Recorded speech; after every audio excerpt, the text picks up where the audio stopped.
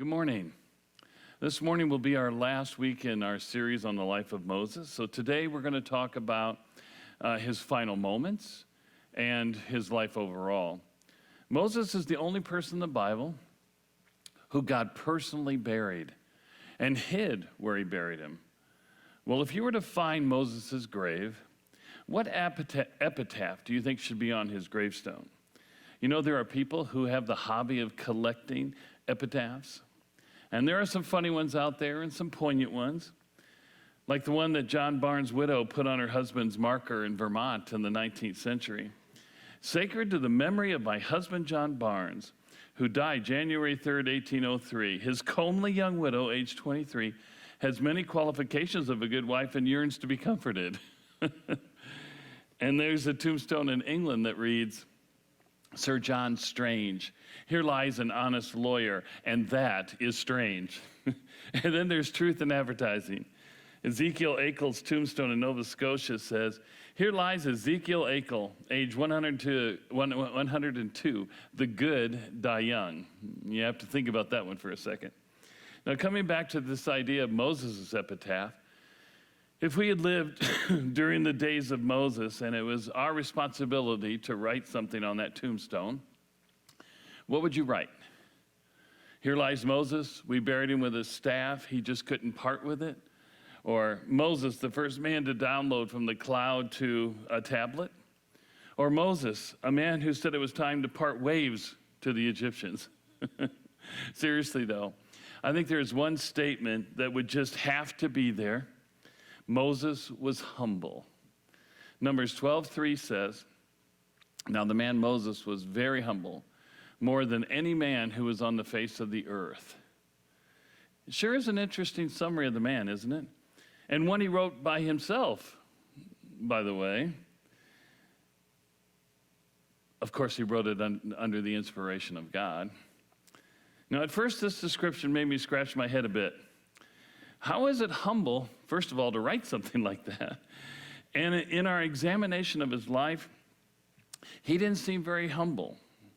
When he asserted himself and murdered an Egyptian taskmaster, he didn't seem humble when he left Pharaoh in, quote, hot anger, or when he smashed 2 stone tablets in anger over the people's sin with a golden calf. But then I looked into the Hebrew word used here for the word humble, and I discovered something quite interesting, and one that makes sense in light of what we know about Moses. That word describes someone who has been afflicted to the point of complete dependence upon God. Now that makes sense in terms of who Moses was. The Apostle Paul also understood this idea of humility, how we gain humility. In Acts 20:18-19, he said, you yourselves know from the first day that I set foot in Asia, how I was with you the whole time, serving the Lord with all humility and with tears and with trials which came upon me through the plots of the Jews. Have you learned humility this way? Through trials and tears, through difficult circumstances? Is this how God has taught you dependence? Has God had to break you, so to speak, in order to get your attention, to teach you the truth about yourself? I know that God has worked on me that way, and I'm still learning humility, dependence. Those of us, I think, with the thickest heads, sometimes need a slap upside the head before we get what God is trying to say. The Christian life, real life, a journey with God, in my experience, is significantly difficult. Just like God made the circumstances difficult in the desert for the Israelites in order to teach the Israelites to trust him, God sometimes does that for you and me. He puts us in a character crucible. Hebrews 2:10 says that God even used suffering in the life of his son, for it was fitting for him, for whom are all things and through whom are all things, in bringing many sons to glory, to perfect, that means to complete, the author of their salvation through sufferings. God completes us, fulfills his will in our lives, matures us, uses us through many different means, but suffering is right at the top of that list. As Paul tells us in 2 Timothy 3:12, all who desire to live godly will be persecuted. Now, not only does God walk us through a life like Moses's or Christ's, in which we receive rejection and sufferings because we're different from the world, Satan doesn't like the fact that we have given ourselves to God either. And he brings difficulties in our lives in order to get us to quit or punish us because we have given ourselves to Christ. But Jesus says in John 16:33, in the world you have tribulation, but take courage, I have overcome the world. Even if Satan rises up like a lion, roaring and prowling about trying to get us, God's overcome. And if we learn the lessons that we're supposed to learn from reading about the story of Moses, this theme of learning humility through suffering is an interwoven thread that runs through his entire life.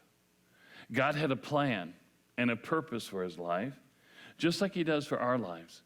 And if we remain faithful, God will accomplish that plan and purpose. Moses lived kind of a roller coaster life.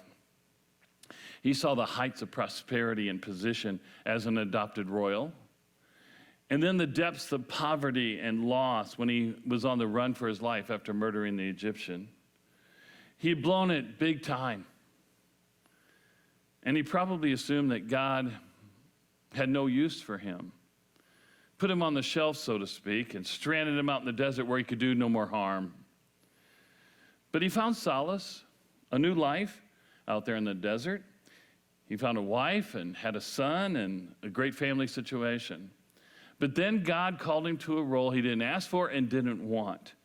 And even though it was sort of forced on him, it must have, at a bare minimum, communicated to him that God had forgiven him and not given up on him. And so he ultimately acquiesces to God's calling, reluctantly and with some qualifications, but nevertheless he went. And then came the fear, the heaviness of God's calling, the confusion when things didn't go as planned. And above all else, the rejections. First from God's own people, and then, of course, from the Egyptians, and then finally his own people again and again and again. Now, in respect to the Exodus, Moses waited on God through all the plagues until finally God did what he said he was going to do. But that was only the beginning. After the Passover night came leadership responsibilities. The burden of leading an obstinate and mostly unbelieving group of misfits, idolaters, and who knows what else. And then the fear again. The Egyptians, true to form, came after him and them. And the only way to be saved was by God's miraculous intervention, which of course God did by parting the Red Sea. But that didn't mean that his leadership became easy peasy. No, he was leading what the Bible calls a mixed multitude. This means that there were non-Jews, people who had no idea of who the God of the Jews was. They were just along for the ride. They didn't have any intention of trusting in God. They wanted the freedom that Moses had won for them, that's all. And then there were nominal Jews, which is the majority. Jews who sort of believed in God, but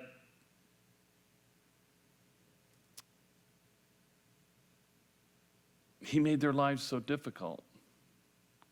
They liked him when he was doing the things that they liked, but they longed when he did things they didn't like for a different kind of God, a God who would bless them with prosperity, a God who would be like the Egyptians' gods, who could be bought, who seemed to bless people with all kinds of things. After all, the Egyptians were the one who had all the food and the power and the houses. It was time for them to get some of these things, some of these kinds of blessings, not wander around in the desert where there was no water and no food. After all, they knew how God should behave, and they weren't afraid to tell Moses and Aaron what they thought about that.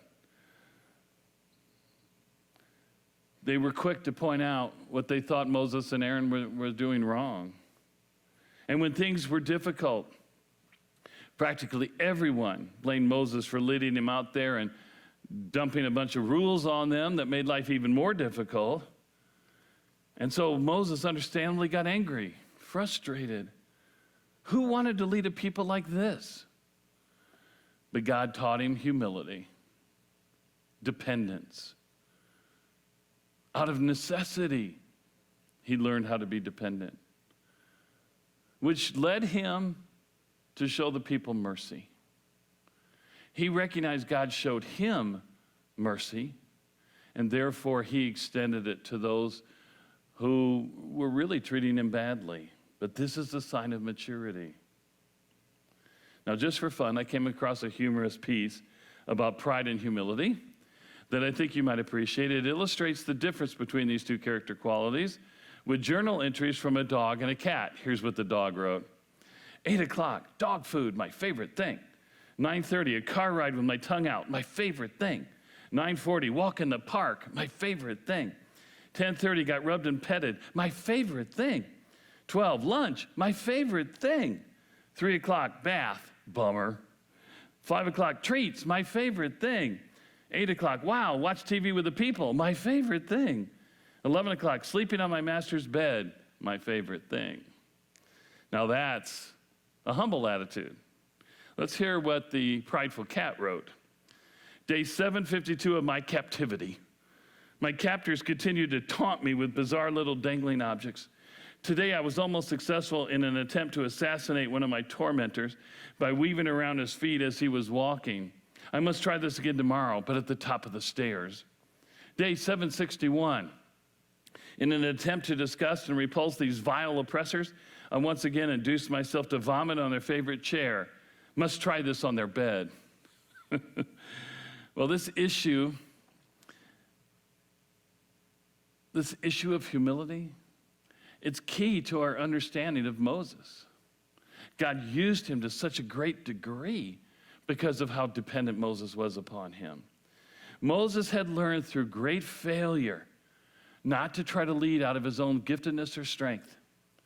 He led, therefore, out of trust in God. Not perfectly and not always.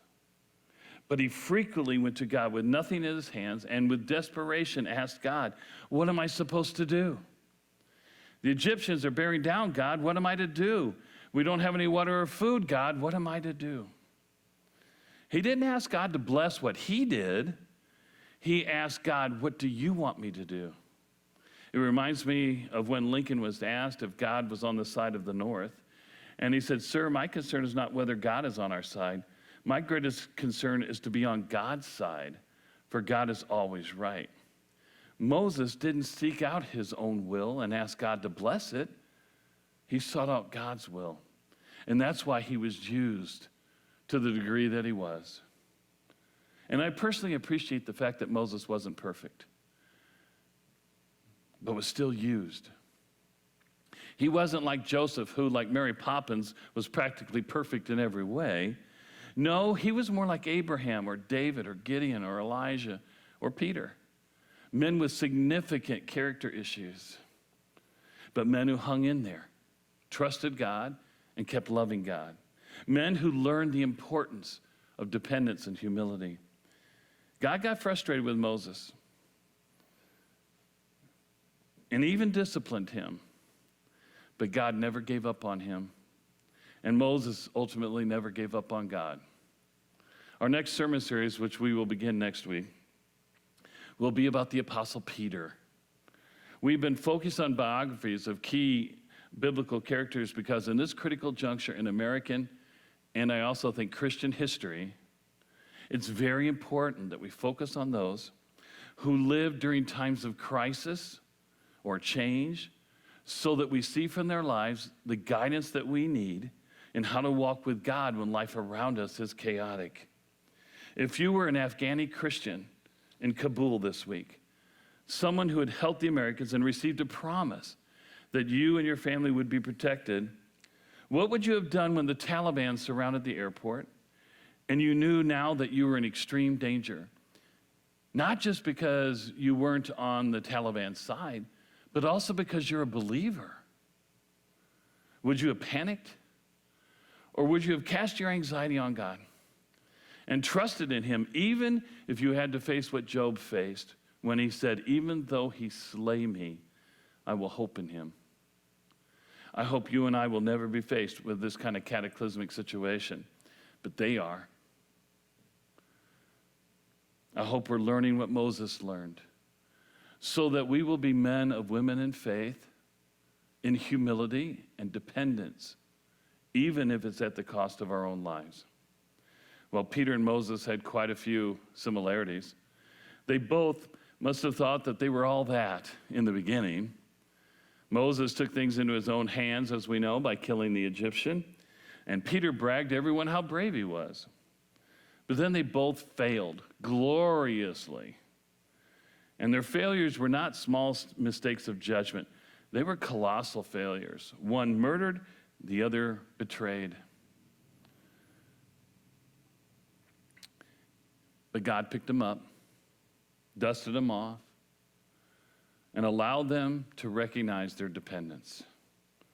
Moses lost all self-confidence after that. He believed that he was totally inadequate to do what God was asking him to do. But that was too much. God had promised to be with him, and that's all the adequacy we need. So Moses had to come to a correct understanding of who he was in light of who God is, and that's humility. Peter, too, was all bravado at the beginning, and he had no lack of self-confidence. He, too, tried to take things into his own hands and tried to follow Christ in his own strength, which clearly failed him on the night in which Jesus was arrested. Christ didn't protect him from himself, just like he didn't prevent Moses from killing someone. He let the two of them experience the full force of where their pride would take them, and they fell into the depths of despair. But he did so to make them better servants. Which brings us to Deuteronomy 34 and the end of his journey. I found myself a little sad this week that our series was coming to an end. I really related to Moses in the same way I related to David before this series. These men were men of God, but they were not perfect, not always godly, and they struggled mightily with following God's will. But like you and me, God's love conquered all. And so let's look at how God showed Moses, a man he was in the process of disciplining, how much he loved him. You know, the Bible mentions people's passings, but rarely does it go into any detail about them. Only Christ's death is described at any length. There's hardly any detail about Moses' death, but what we do have is amazing. Let's look at Deuteronomy 34, verses 1 to 4. Now Moses went up from the plains of Moab to Mount Nebo, to the top of Pisgah, which is opposite Jericho. And the Lord showed him all the land, Gilead as far as Dan, and all Naphtali, and the land of Ephraim and Manasseh, and all the land of Judah as far as the western sea, and the Negev, and the plain in the valley of Jericho, the city of palm trees, as far as Zoar. Then the Lord said to him, "This is the land which I swore to Abraham, Isaac, and Jacob, saying, I will give it to your descendants. I have let you see it with your eyes, but you shall not go over there." Now, wait a minute. This Pisgah mountain is 4,500 feet high. That's just 500 feet lower than the superstitions. And it is nothing but rugged terrain all the way up there. There's no natural paths that would make it easier for someone to climb up there. It's incredibly difficult. And Moses is 120 years old and just climbs on up there. Does climbing that mountain sound like a man who's about to die? Well, once he gets up there, God shows him the Holy Land. Remember now, he's under discipline. God is not going to allow him to go into what he's showing him. He gets to see it, but will be stopped short of what this whole thing has been all about. The whole purpose of risking his life, leading such an obstinate people, experiencing his sister and brother rebelling against him, watching his sister die out in the desert, was to see God complete what he called him to do, but he's not going to get to see it.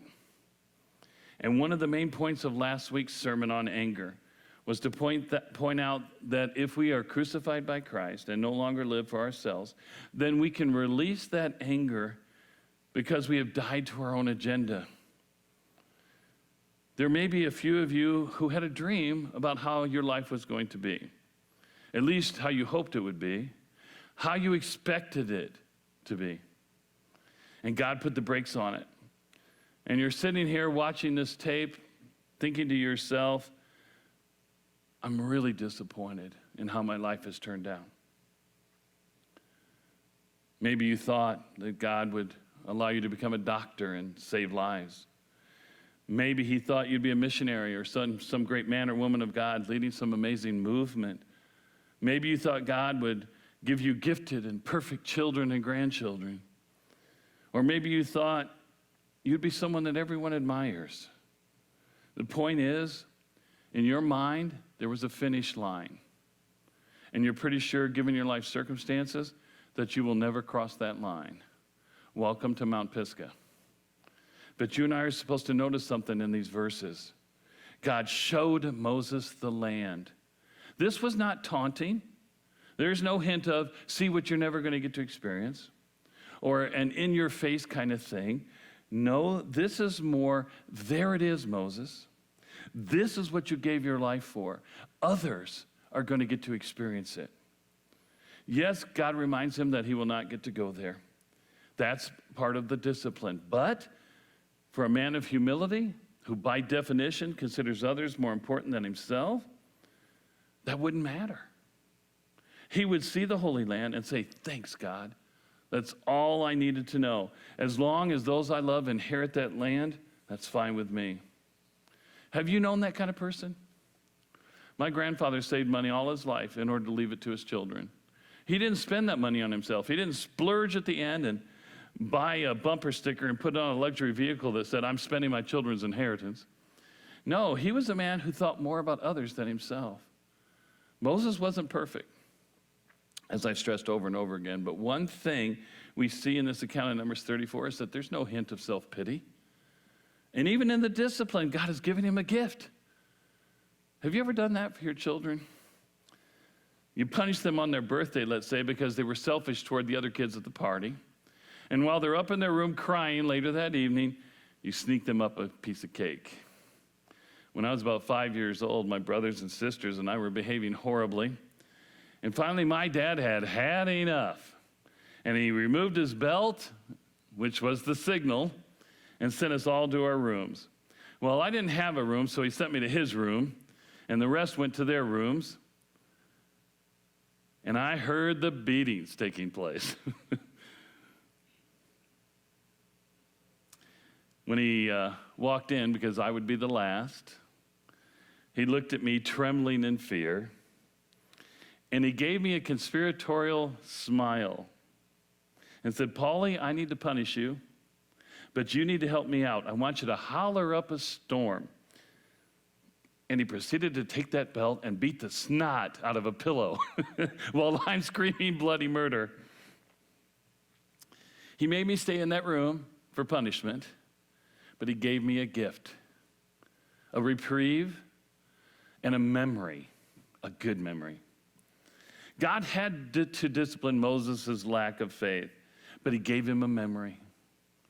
Even in the discipline, God gives us good things because of how much he loves us. And then we're told quite simply that Moses died. Deuteronomy 34, 5-7. So Moses, the servant of the Lord, died there in the land of Moab, according to the word of the Lord, and he, meaning God, buried him in the valley in the land of Moab, opposite Beth Peor, but no man knows his burial place to this day. Although Moses was 120 years old when he died, his eye was not dim and his vigor abated. The moment has arrived for God to take Moses home. And it appears from the description about his eyes and his vigor that he wasn't dying because of disease or illness. It was just time to go. Close to the finish line, but not quite there. Would it be okay for God to take us home just shy of the finish line we thought we were supposed to have? I've thought about this a lot, and maybe you have too. Would it be okay that God had a different will for you and me than what we had? Would it be okay if life just didn't turn out the way we hoped? Maybe you've lost something important to you, a relationship, a person, health, success, you name it. But you know, if rampant inflation hits, if America is ravaged by disease or even civil war, many of the things that we are counting on to keep us fat and fed might not be there anymore. I don't want to be the doom and gloom, but the 1930s came upon Americans as somewhat of a surprise, and they went through a very difficult time. People's savings went down the drain in a matter of minutes or hours, and in some cases a few days or a week, but all they had counted on for their futures was gone. It's possible that our stocks might crash, or a world war could ensue, or more and more viruses arrive. We just don't know, but would it be okay if God takes away all that you have worked for? Will you be able to climb to the Mount Pisgah and have God say, there's the life that you could have had, but I'm not going to let you live it. Instead, I have something else in mind. Would that be okay with you? Or would you get angry and resentful and blame him like we talked about last week? Would you feel like God was unfair? You see, a man or a woman of humility would be able to look at those circumstances and say what Job said to his wife, shall we indeed accept good from God and not accept adversity? And really mean it. I have no idea, only guesses, what lies in store for us over the next number of years. But my guesses, based on my knowledge of history and the Bible, tell me to get prepared for adversity. I'm sorry that so many of my sermons have doom and gloom references in them. I wish I could in good conscience say only things that make us feel good. But as your pastor, I feel a responsibility to help us think about what God would have us do in difficult days. And since I've had my share of those kinds of days, and I'm sure you've had yours, we all need to encourage one another and prepare ourselves to accept God's will, whether it's sunny skies or dark days. I've personally seen what resentment can do to you when God takes something away. And resentment and anger ruled the day for me, and for quite a while. I felt like God had turned his back on me, but that was the process of being broken so that I could recognize my dependence. The same way Job, David, Peter, and Moses learned dependence through trial. God was taking me up to Mount Pisgah and saying, your future's not what you thought it would be. Will you trust me, and can you be okay with what I've decided? A man of humility wouldn't have taken years to understand that, but that's how long it took me. And I'm still on that mountain, learning how to smile and accept that God is always good, even when his plan is different. But this is not just about me, this is about us. Are you ready to climb that mountain and see what God has in store for you, for America, for all of us? Will we be people of humility, recognizing that God always works things out to the good? And if he takes something away, like he did with Moses, by not allowing him to go into the promised land, it's because he's working in our lives to teach us humility. Once God had done this for Moses, the long-suffering servant went to be with him. Look at that final description. Moses, the servant of the Lord. That's the epitaph we're supposed to write. The servant of the Lord. He wasn't Moses the prophet, although he may have been the greatest prophet of all time. He wasn't Moses the leader, although he was a great leader. It wasn't Moses the hero, although he was a great hero. A reluctant, insecure, and even fearful hero, but a hero nevertheless. No, he was the servant of the Lord.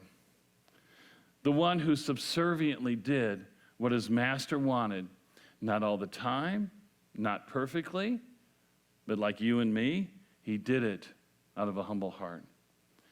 And then, as I mentioned at the beginning, the most extraordinary thing happened. God personally buried Moses. And presumably he did that so that no one would ever know where his body lay, probably to keep people from turning his gravesite into a Mecca. Following his death, the people mourned for a whole month. How typical. They abused him while he lived, made his life miserable, but when he was gone, they realized what they had lost. Moses' life teaches us some very important lessons. It teaches us that when God calls, you can do more than you think you can if God is with you. His life teaches you that you can be brave. You can do what God expects you to do. His life demonstrates to us that God disciplines sin. And sometimes that discipline is hard to take. But God will always demonstrate love, even in the discipline. His life teaches that humility doesn't always come naturally. You're not born with it. Sometimes it comes through the school of hard knocks, where God has to knock us down a peg or two before we get who God is and who is not. And finally, Moses' life teaches us that faith is the key to everything. Hebrews 11, 23 to 28 gives us the biblical synopsis of his life. By faith, verse 23 says, Moses, when he was born, was hidden for 3 months by his parents because they saw he was a beautiful child and they were not afraid of the king's edict. By faith, Moses, when he'd grown up, refused to be called the son of Pharaoh's daughter, choosing rather to endure ill treatment with the people of God than to enjoy the passing pleasures of sin, considering the reproach of Christ greater riches than the treasures of Egypt, for he was looking to the reward. By faith, he left Egypt, not fearing the wrath of the king, for he endured as seeing him who is unseen. By faith, he kept the Passover and the sprinkling of the blood so that he who destroyed the firstborn would not touch them. By faith, the man or woman of humility lives by faith, recognizing that our lives are in the hands of God and that God is worth the trust that we place in him, even if it's hard, even if it's not what we ask for or want, even if his will is different than ours, even if his will is to take us home. Let's pray. So, Father, thank you for this study in the life of Moses, and the things that we've learned. I pray that you would help us to become people like him, people of faith, people of humility, people of dependence, and then use us to accomplish your will and help us to release our agendas and trust only in yours. And we pray all this in your son's name. Amen.